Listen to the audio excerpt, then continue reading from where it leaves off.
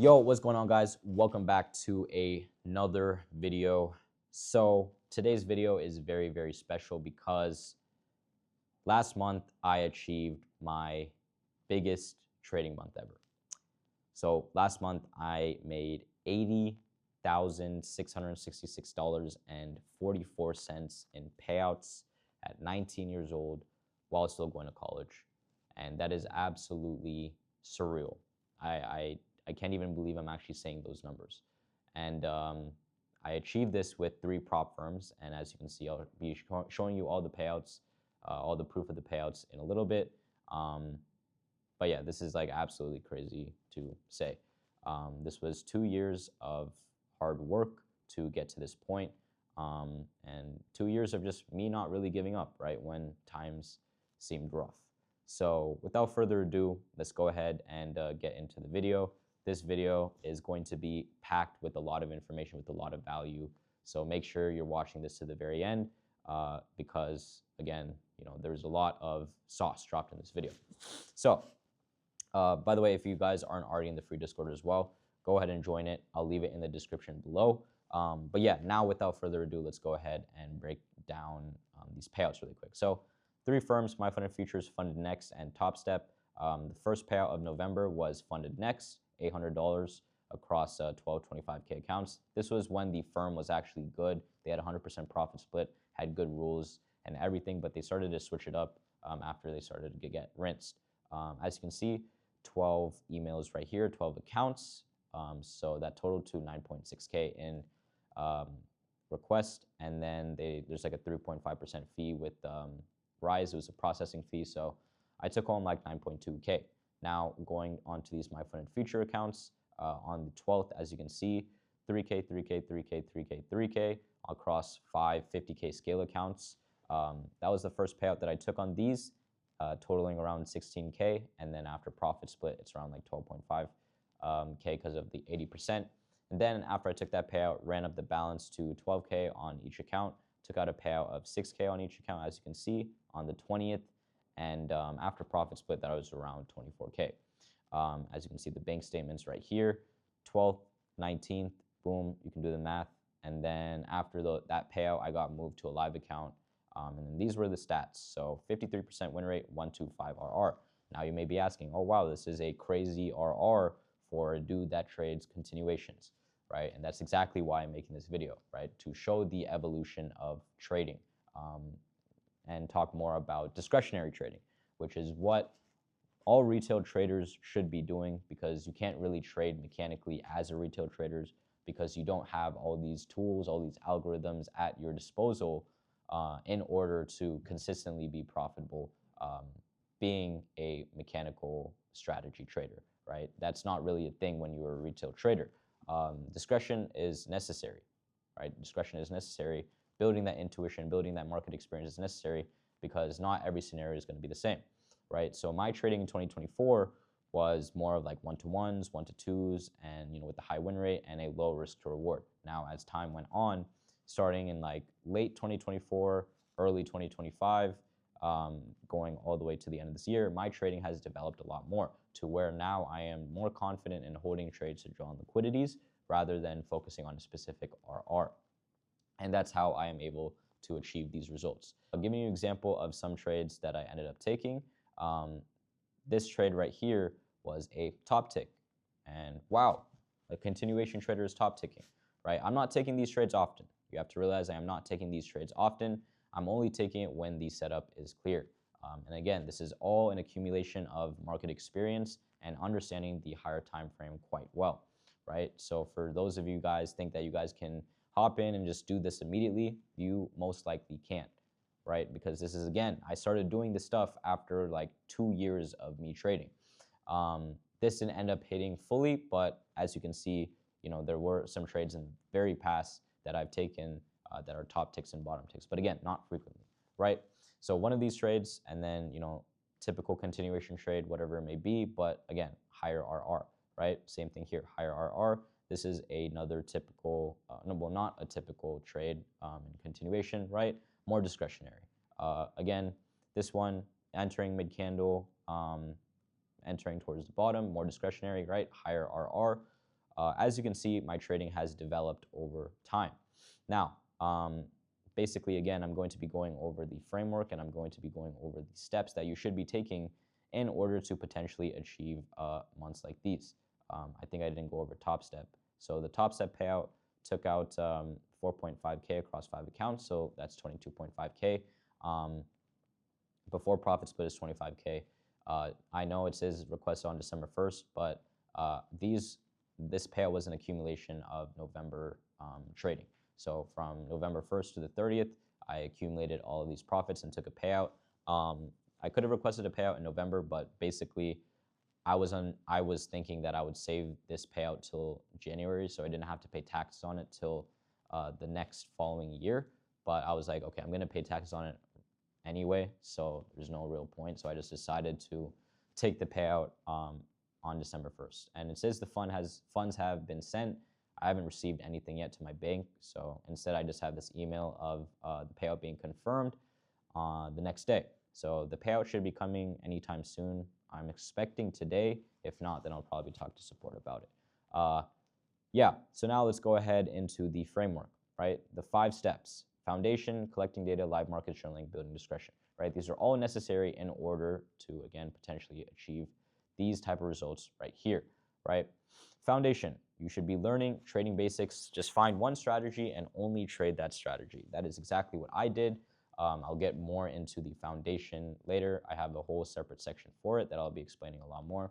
Same thing with collecting data, live markets, and building discretion and journaling, right? All of these steps are more broken down in depth.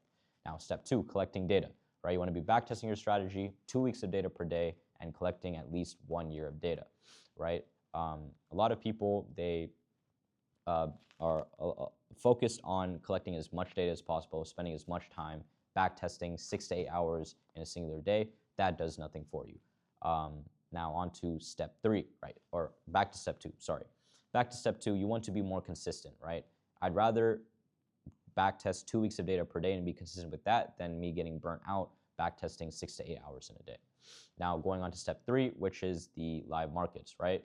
A lot of people get stuck on demo, and there is no reason to be getting stuck on demo because you want to be on a risk-on situation as fast as possible and start trading on evals as fast as possible, right? As soon as possible. And this helps you build that market experience. Now, step 4 is journaling. This is arguably the most important point because this ties everything together, right? Journaling is a form of collecting data. It is just forward testing. You learn from your mistakes and you reflect on your trades on a daily basis. Now, finally, to step 5, you are building discretion, right? This is you evolving in your own trading. I can't talk right now. Bear with me. I did not sleep. To get stats like these, right, where you're going from 1 to 1, 1 to 2 to like 1 to 5s, and obviously the win rate isn't that high in this case, but to get stats like these, right, to get results like these, what you need to focus on is understanding, right, that with market experience, you will notice things, right? Now, when you're building your discretion, you find yourself straying away more and more from that typical one strategy that you end up taking or that you end up learning to more just looking at the charts as a sense of, okay, am I managing my risk properly? Yes, I am. Okay, is there an entry to this drawn liquidity? Okay, yes, I am going to execute, right? Over time, you kind of get that in your head, and then you start executing onto it, right? I cannot tell you when that ends up happening, but over time, it will end up happening, right? And I will be getting through more in depth onto these steps right here. So going on to foundation, let's break that down a little bit more. For your strategy, what strategy should you be typically trading? What strategy do I recommend you trade? You should typically trade a low risk to reward strategy, and I will explain why. I ended up trading that one singular strategy when I first started trading, and as you can see with this chart right here, to be profitable with a 1-to-1, you just need a 60% win rate, right? A 1-to-1 is not really that hard to achieve. What this does is builds the emotional stability that is needed for beginner traders, for intermediate traders as well, or for people who are just struggling with high risk to reward. right? You want to see the shots go down. You want to see yourself taking wins.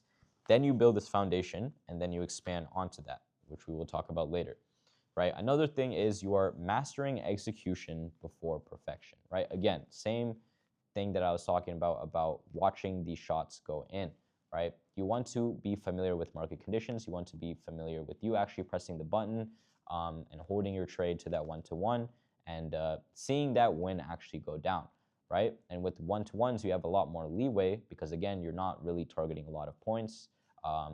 You're kind of just catching these small moves. And then later on, you can start working on perfection and holding to those later drawn liquidities. Now, we move on to step 2, collecting data, right? So why is collecting data important? Why is backtesting important? Well, without backtesting, I know a lot of you guys have heard about backtesting and have backtested, but maybe you guys don't know specifically why you should be backtesting, right? If you don't backtest and you go straight to live markets, what are you trading, right? You cannot trade stuff that you just see other people trade, right? You cannot watch videos and decide to hop on the live markets and try it out yourself. No, you need to collect your own data. You need to understand your system.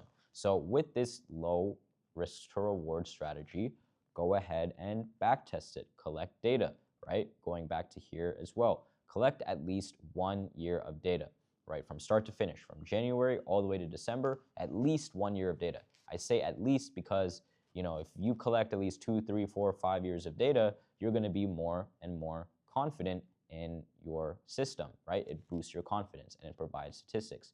You actually know what your win rate is, right?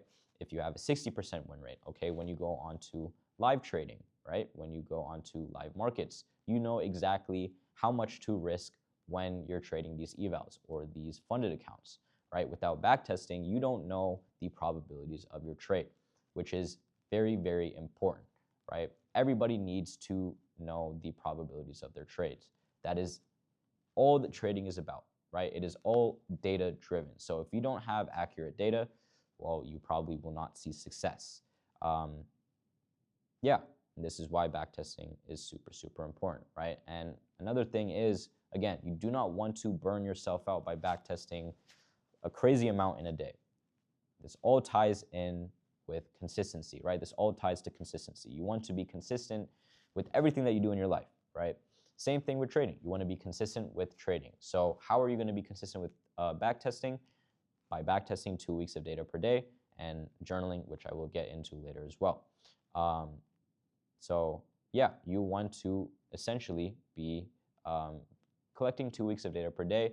The entire year of data that you collect will be done in 24 days, right? It is as simple as that. Again, I am focusing on the word consistency for a reason, right? Because if you're not consistent with any of these things, you won't be able to get to the place where you want to be in your trading. Now, going on to step 3, the live markets. So, prop firm trading is obviously the meta now, right? It is the move. It has been the move for like the past couple of years and for a very solid reason, right? It is a cheap way to be risk on in markets. Obviously, if you were going on in a live account and risking your own personal capital, your own hard-earned money, you would not be able to do the things that you could be doing with prop firm accounts, right? And also, you would not be able to build the market experience that is necessary in order to get to the places where you want to be, right? In order to, again, achieve results like these, right? Achieve these payouts. With prop firm trading, these accounts are inexpensive, right? They are not that much. You are able to have basically almost, I would even say, unlimited attempts, right? If you're earning a good amount of money, especially with these 50K accounts, they're like $50, right? Even if you fail them over and over again, well, yeah, it'll add up. But again, right, you're developing that market experience, right?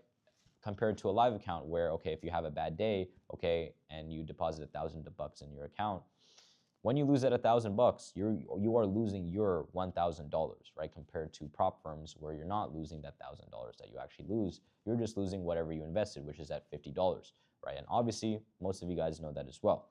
Now, one major thing that I want to talk about right here is forward testing with evals, right? This also has to do with journaling, which I will also get into later once again. Now, eval should be used as forward testing, okay? You have your strategy that you trade, that you stick to, whatever it may be, but evals, this is how you're actually going to be able to build that market experience and kind of see what ends up playing out versus not what ends up playing out. If you're a beginner, right, obviously when you're on evals, you want to be trading that one specific strategy on your evals, especially if you haven't gotten a payout, if you haven't passed an eval. Obviously, you want to be sticking to your strategy, but as time goes on, how are you going to build that discretion necessary, right? When you are, buying more evals, you can use that as a tool to forward test, and that is exactly what I do. Whenever I buy evals nowadays, I use it to forward test, right? I use it to see potential setups that I don't normally take with my strategy when I was trading a strategy back then, right? A specific strategy. And that is how I was also able to build my discretion, right? Because with these evals, they aren't really worth that much. So if I blow them, it's not the end of the world, right? I just go ahead and buy a new account. With the evals, you're trying to get them passed as fast as possible and trade them, kind of, I wouldn't say careless, but a little bit more risk on, right? Obviously, you're not going to gamble on these.